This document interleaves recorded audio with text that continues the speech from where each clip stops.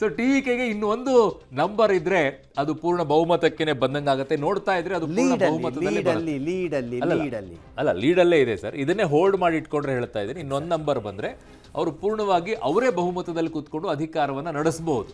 ಇನ್ನೊಂದು ನಂಬರ್ ಬಾಕಿ ಇದೆ, 118 ಬೇಕಾಗತ್ತೆ. ಏಕಾಂಗಿಯಾಗಿ ಸರ್ಕಾರವನ್ನ ರಚಿಸ್ತೀವಿ ಅಂತ ಟಿವಿಕೆ ಹೇಳಿದ್ರು. ಸೊ ತಮಿಳುನಾಡಿನಲ್ಲಿ ಸರಳ ಬಹುಮತದತ್ತ ಟಿವಿಕೆ ಈಗ ಹೆಜ್ಜೆಯನ್ನ ಇಡ್ತಾ ಇರೋದು. ಒಂದೇ ಒಂದು ಎಕ್ಸಿಟ್ ಪೋಲ್ ಕೊಟ್ಟಿತ್ತು.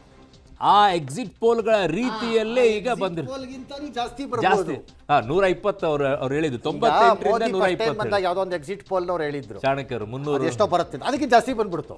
ಹೌದು, ಹಂಗೆ. ಸೊ ಟಿವಿಕೆದು ಹಂಗೆ ಕಾಣಿಸ್ತಾ ಇದೆ. ಅದು ಒಂದೇ ಎಕ್ಸಿಟ್ ಪೋಲ್ ಹೇಳಿದ್ದು 98ರಿಂದ 120 ಬರಬಹುದು ಅಂತ ಹೇಳಿ. ಆಲ್ಮೋಸ್ಟ್ ಅವ್ರು ಕೊಟ್ಟಿರುವಂಥ ಎಂಡ್ ಮಾರ್ಕ್ ಏನಿದೆ ಆ ನಂಬರ್ಗಿಂತಲೂ ಕೂಡ ಅವ್ರು ಜಾಸ್ತಿ ಹೋಗೋ ಲಕ್ಷಣಗಳು ಕಾಣಿಸ್ತಾ ಇದೆ. ನೋಡೋಣ ರಿಸಲ್ಟ್ ಪೂರ್ಣವಾಗಿ ಬರಬೇಕಾದ್ರೆ. ಜಾರ್ಗ್ರಾಮ್ ಕ್ಷೇತ್ರದಲ್ಲಿ 18,000 ಮತಗಳಿಂದ ಬಿಜೆಪಿ ಮುನ್ನಡೆಯನ್ನ ಕಾಯ್ಕೊಳ್ತಾ ಇರೋದು. ಮೋದಿ ಚುರುಮುರಿ ತಿಂದ ಕ್ಷೇತ್ರ ಅಲ್ಲಿದೊಂದು ಚಾಲ್ಪುರಿ ಸರ್, ಅದು ಚಾಲ್ಪುರಿ, ಅದು ಫೇಮಸ್. ನಮ್ಮ ಆಫೀಸ್ನವ್ರಿಗೆ ಯಾರಿಗೂ ಗೊತ್ತೇ ಇಲ್ಲ ಚುರುಮುರಿ ಅಂತ. ನಮ್ಮ ಅದಾಗ್ತಿರೋದು ಮೋಸ್ಟ್ಲಿ ಚುರುಮುರಿ ಪ್ರೇಮಿ ಇರ್ಬೇಕು ನಮ್ಮ ಆಫೀಸಲ್ಲಿ. ಯಾವನು ಡೈಲಿ ಹೋಗಿ ಚುರುಮುರಿ ತಿಂತಾನೆ ನನಗೆ ಚುರುಮುರಿ ಅಂತ ಹಾಕ್ತಾನೆ.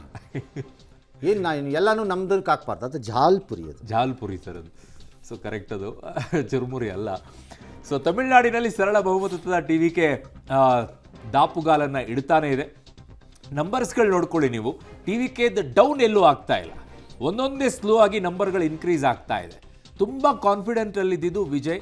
ಹಾಗಾಗಿನೇ ಮೊನ್ನೆ ಎಕ್ಸಿಟ್ ಪೋಲ್ಗಳು ಬಂದ ತಕ್ಷಣ ಇಮ್ಮಿಡಿಯೇಟ್ ಆಗಿ ಅವರು ತುಂಬ ಆ್ಯಕ್ಟಿವ್ ಆದರು, ಓಡಾಡಿದ್ರು, ಮೀಟಿಂಗ್ಗಳನ್ನು ಮಾಡಿದರು, ಏನು ಮಾಡಬೇಕು ಅನ್ನುವಂಥ ಲೆಕ್ಕಾಚಾರ ಇಟ್ಕೊಂಡ್ರು. ಅತಂತ್ರ ಆದರೆ ಏನು ಮಾಡಬೇಕು, ಯಾವ ಪರಿಸ್ಥಿತಿಯಲ್ಲಿ ಹೋಗಬೇಕು. ದೇಶದ ಒಳಗಡೆ ಈ ಥರದ ರಾಜಕಾರಣದ ಚಿತ್ರಣವನ್ನು ನೋಡ್ತಾ ಇದ್ವಿ. ಇಂಡಿ ಕೂಟಕ್ಕೆ ಏನಾಗುತ್ತೆ ನಾಳೆ, ರಾಹುಲ್ ಗಾಂಧಿ ಪರಿಸ್ಥಿತಿ ಏನು, ಮಮತಾ ಬ್ಯಾನರ್ಜಿ ಏನು, ಸ್ಟಾಲಿನ್ ಏನು, ಡ್ಯಾಶ್ ಡ್ಯಾಶ್ ಡ್ಯಾಶ್ ಎಲ್ಲ. ಯಾಕಂದರೆ ಇದೆಲ್ಲ ತೀವ್ರತರನಾದ ಪರಿಣಾಮಗಳನ್ನು ಬೀರುತ್ತೆ ಮುಂದಿನ ಚುನಾವಣೆಗಳಿಗೆ, ಯಾವ ಅನುಮಾನನೂ ಇಟ್ಕೋಬೇಕಾಗಿಲ್ಲ ಇದು. ಅದೇ ರೀತಿ ಭಾರತದ ಈ ಚುನಾವಣೆ 5 ರಾಜ್ಯಗಳಲ್ಲಿ ನಡೀತಿರೋದು ಬರೀ ನಮ್ಮ ಟಿ ವಿಗಳಲ್ಲಿ ನಮ್ಮ ದೇಶಕ್ಕೆ ಅಂತ ಅನ್ಕೋಬೇಡಿ. ಬಹಳ ದೇಶಗಳು ಗಮನಿಸ್ತಾ ಇರ್ತಾರೆ ಇಂಥದ್ದನ್ನೆಲ್ಲ, ಬಹಳ ದೇಶಗಳು ಗಮನಿಸ್ತಿರ್ತಾರೆ. ಬಿಕಾಸ್ ಬಹಳ ದೇಶಗಳಿಗೆ ಇವತ್ತು ಭಾರತದ ಮೇಲಿರುವಂಥ ಕೋಪ ಅಥವಾ ಅಸೂಯೆ ಸ್ಥಿರತೆಯನ್ನು ಸಾಧಿಸಿರುವುದು ಭಾರತ ರಾಜಕೀಯವಾಗಿ, ಆಡಳಿತಾತ್ಮಕವಾಗಿ ಸರ್ಕಾರದ ರೂಪದಲ್ಲಿ ಸ್ಥಿರತೆಯನ್ನು ಸಾಧಿಸಿದೆ. 14 ವರ್ಷ 13 ವರ್ಷದ ಸ್ಥಿರತೆ ಇದೆಯಲ್ಲ, ಅದು ಇಟ್ಸ್ ವೆರಿ ಇಂಪಾರ್ಟೆಂಟ್. ಹಾಗಾಗಿ ಆ ಮುಂದುವರಿದ ಸ್ಥಿರತೆಯ ಲಕ್ಷಣಗಳು ಇವೆಲ್ಲ. ಅವನೇನೋ I believe Modi is going, we will do it later, ಅವನೇನೋ ನೋಡ್ಕೊಳ್ಳೋಣ ಬಿಡು, ಆ ವ್ಯವಹಾರದವ್ರಿಗೆ ಇದು ಮೆಸೇಜ್ಗಳು. ಹಾಗಾಗಿ ಒಂದು ದೊಡ್ಡ ದೇಶದ ಚುನಾವಣೆ ಎಲ್ಲೆಲ್ಲೋ ಪರಿಣಾಮ ಬೀರ್ತಿರುತ್ತೆ. ಅದು ಒಂದು ಕಡೆ ಬೀರುತ್ತೆ ಅನ್ಕೋಬೇಡಿ, ಓಕೆ, ಅದು ಎಲ್ಲೆಲ್ಲೋ ಬೀರ್ತಿರುತ್ತೆ ಪರಿಣಾಮನ.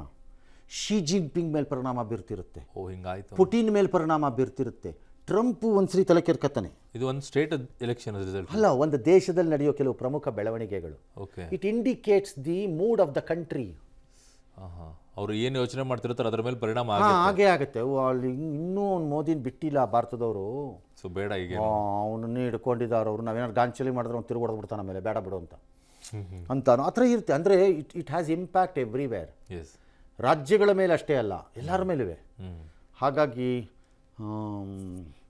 ಈ ಚುನಾವಣೆ ಭಾಳ ಇಂಪಾರ್ಟೆಂಟು. ನಂಬರ್ 2, ನಾನು ಐ ಸ್ಟಿಲ್ ರಿಮೆಂಬರ್ ಓದಿರೋದು, ಈ ದೇಶದಲ್ಲಿ ಮೊದಲ ಬಾರಿಗೆ ಕಮ್ಯುನಿಸ್ಟ್ ಸರ್ಕಾರ ಒಂದು ಸ್ಥಾಪನೆ ಆಗಿದ್ದಿದ್ದು ಬಂಗಾಳದಲ್ಲ, ಕೇರಳದಲ್ಲಿ.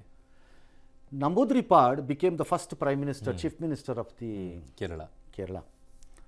ನಂಬೂದ್ರಿಪಾಡ್ ತನ್ನ ಪತ್ರಿಕಾಗೋಷ್ಠಿಯನ್ನು ನಡೆಸ್ತಾ ಇದ್ದಾಗ BBC ಫಾರಿನ್ ಮೀಡಿಯಾದ ಯಾರೋ ಒಬ್ಬರು ಪತ್ರಕರ್ತರು ಅವರಿಗೆ ಉಗ್ಗಿತ್ತು.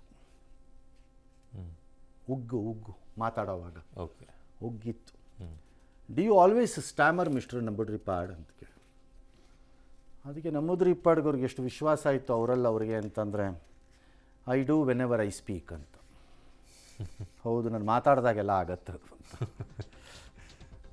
ಅಂದರೆ ಕೇರಳದ ಶಕ್ತಿ ಅದು.